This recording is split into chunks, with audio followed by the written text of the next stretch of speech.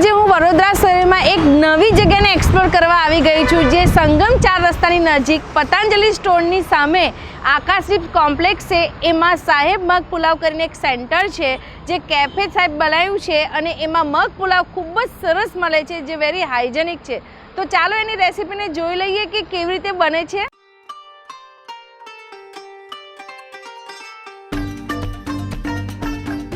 જે સાહેબ્સ મેન્યુ છે એમાં મગ પુલાવમાં ઘણી બધી વેરાયટીઝ છે અને એની સાથે ઘણા બધા બેવરેજીસ, ફ્રેન્ચ ફ્રાઈઝ અને કોલ્ડ કોકો છે એ પણ મળે છે. તો ફ્રેન્ડ્સ, અહીંયા બેસીને તમે આ જો મગ પુલાવ ખાવા હોય તો સરસ બેસવાની વ્યવસ્થા છે, તમે અહીંયા આવીને એન્જોય કરી શકો છો. ચાલો આપણે જોઈ લઈએ મગ પુલાવની રેસીપી કેવી રીતે બને છે.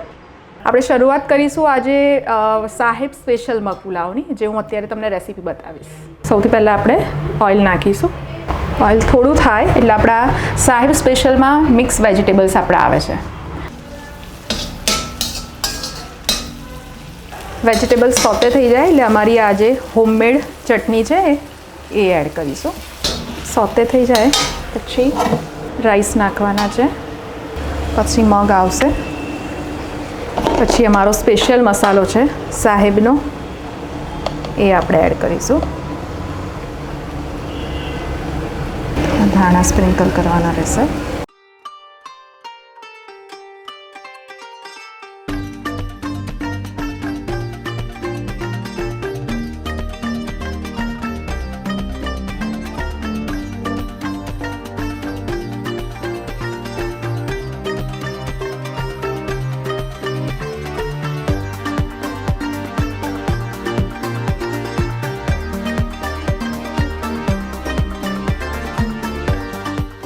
હાય અમિતજી, હાય ચિરાગજી, કેમ છો? બસ ફાઇન.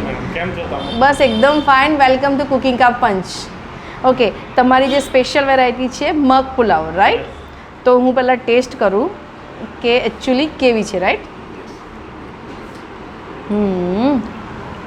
વાવ, કેવું લાગ્યું? રિયલી એકદમ ડિલિશિયસ છે. Thank you. હવે સૌથી પહેલાં તો મને એક ક્વેશ્ચન છે કે મગ પુલાવ રેસીપી બનાવવાનો કોન્સેપ્ટ ક્યાંથી લાવ્યા તમે?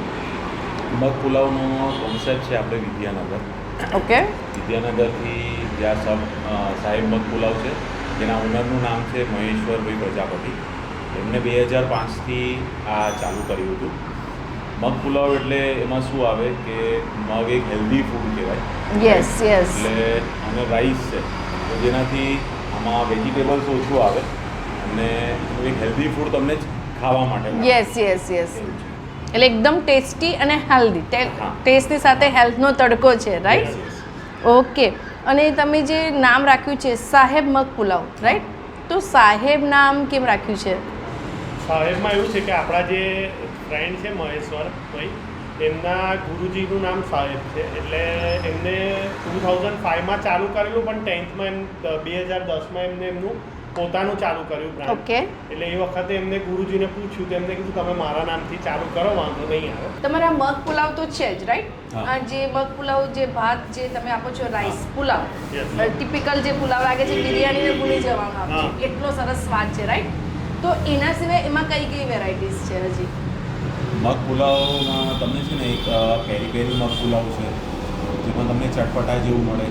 એક છે વેજીટેબલ ટિક્કી મગ પુલાવ છે, જેમાં તમને ટિક્કી બી મળે, આલુ ટિક્કી અને મગનું એક કોમ્બિનેશન થાય.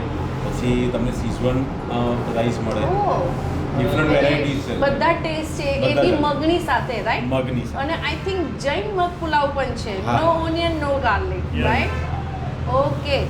એના સિવાય બીજી કઈ કઈ વેરાયટીઝ આપ અહીંયા આગળ પીરસો છો? આપણી પાસે છે ને મગ પુલાવની જોડે બર્ગર છે, ફ્રેન્કી છે, ફ્રેન્ચ ફ્રાઈઝ છે, કોલ્ડ કોકો છે, મેગી છે.